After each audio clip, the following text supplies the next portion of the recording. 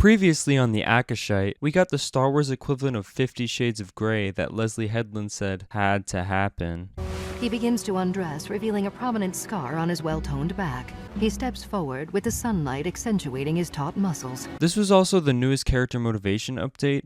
Osha doesn't trust the Jedi now because she saw Darth Sith guy's muscles. Wait, what? This is the sexiest Sith alive? What the fuck has Star Wars turned into, man? And poor Lee Jung tried his best to act with a script that makes no sense. We also got a scene with May that plays like a Tom and Jerry scene. Osha also tries on Darth Quagmire's helmet, and we get Sith breathing. Oh my god, guys, remember Vader's breathing?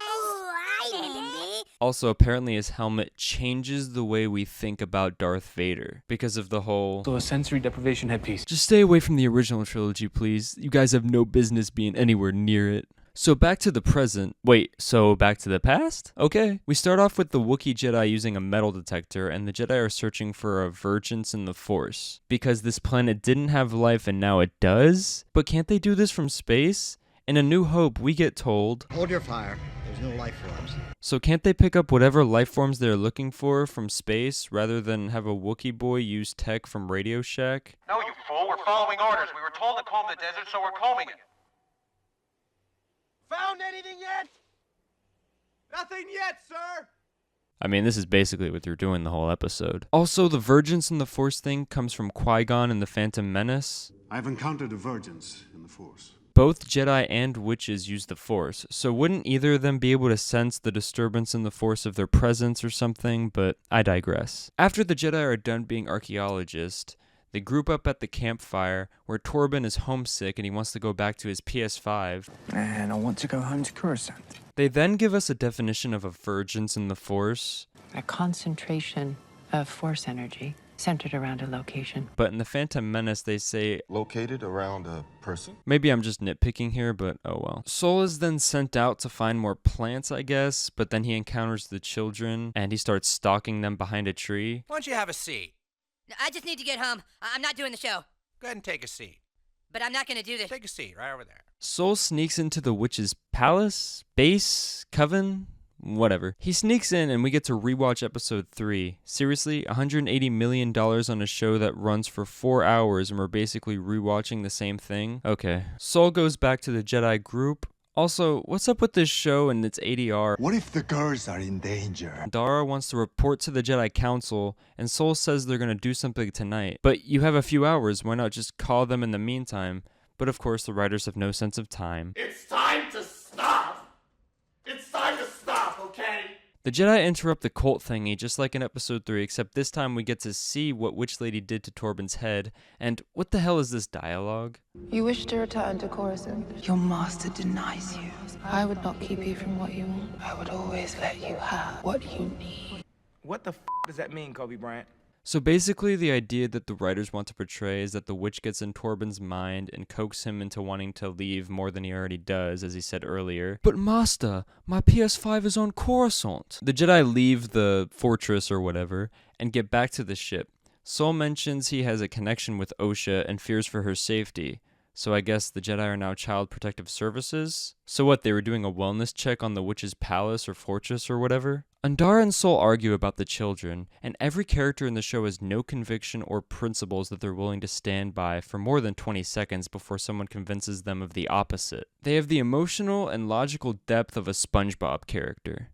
Hey pal, you just blowing from Stupid Town? After they test May and Osha, Andara talks to the council, and the council tells them not to train them or interfere anymore. And Torben says, Will they let us come home at least? Jesus, what is it with you and your PS5, man? The blood test results then come through, and they find out that they are artificially created. Again, Anakin wasn't created by Plagueis or Palpatine, he was created by the Force in response to them tampering. Along with this, the Jedi have encountered another child before Anakin that is artificially created by the Force and is too old to be trained. So now is Osha the reason they didn't want to train Anakin because she was too old? That's just bullshit. But anyway, Torben is convinced that the only way to get back to play God of War is to get proof for the Jedi Council of the Vergence. This goes to the proof. This is our ticket home. What in the fuck knuckles is this? In the meantime, Horn Lady takes May outside and tells her, You want to stop Osha from leaving? Then stop her. wow, what a great mother you are. Sol and Torben get to the base, and they start scaling the side. We get to see May dropping the torch was an accident. Still, doesn't explain how this fortress of stone gets burned down, but whatever. Sol and Torben are arguing with the witches, and it has the moral depth of, the Jedi are bad. The Jedi are good. a better way to show the faults of the Jedi isn't to make them have weird decisions and act out of character. For example, the prequels were trying to show why the Jedi fell because of their obsession with politics. They didn't free slaves in the Outer Rim because it wasn't Republic jurisdiction. This would be more interesting than having a gang of bumbling idiots making stupid decisions every 2 seconds. Horn Lady goes into an attack stance, and what the hell is this? I feel like I'm watching a CW show. Mother whatever does dark magic stuff and then disappears, but then Sol is still able to stab her. And then after she's stabbed, she says, I was going to let Osha go. bullshit, lady. Sol had every right to stab you. When the Jedi first arrived, the witches were extremely hostile. And the first time she used her powers, it was to mind screw Torben. So frankly, this is self-defense. Fight me! Jesus fucking Christ, lady, relax. Talk about overacting, God. Horn Girl then disappears, and then they control Wookiee Jedi. And what happened here?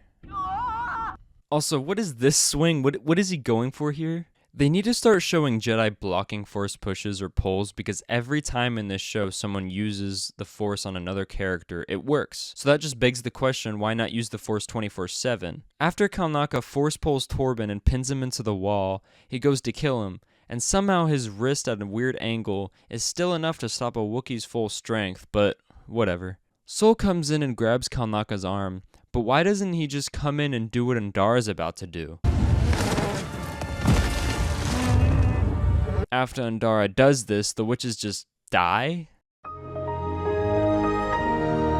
Oh, okay. Sol goes in to save the children while they're on the catwalk and starts to hold up both sides of the bridge instead of just picking them both up with the force. Like, buddy, you're literally adding more weight by holding those up. Ugh, whatever. Back on the ship, Andara goes to fight Sol and they get into a weird grapple. And then, of course, she switches up in 20 seconds from being pissed too. May burned down the witch's fortress and everyone was lost.